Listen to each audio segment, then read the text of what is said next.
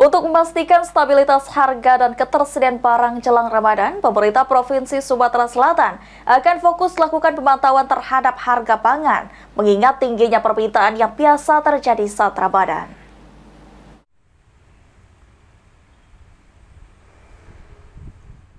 Sekda Sumatera Selatan ditemui usai membuka rapat koordinasi pelaksanaan program kerja TPID, mengatakan pentingnya pemantauan yang intensif terhadap harga-harga pangan, mengingat tingginya permintaan yang biasa terjadi saat Ramadan. Selain itu, perlunya koordinasi antara pemerintah daerah, pedagang, serta petani untuk menghindari lonjakan harga yang dapat memberatkan masyarakat. Sektor pertanian sebagai salah satu penopang perekonomian Sumatera Selatan juga terus diperhatikan dan didorong.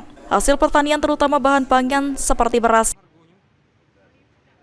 sayuran, dan komoditas lainnya memiliki peran yang sangat penting untuk memenuhi kebutuhan pasar, khususnya menjelang Ramadan. Berikan atensi ya untuk pemantauan harga-harga ini ya, komoditas yang biasa menjadi penyumbang inflasi ya, karena ini juga mau memasuki Ramadan, kemudian nanti hari besar agama lainnya Idul Fitri kan, dan biasanya ada sedikit berpengaruh lah harga-harga di pasaran.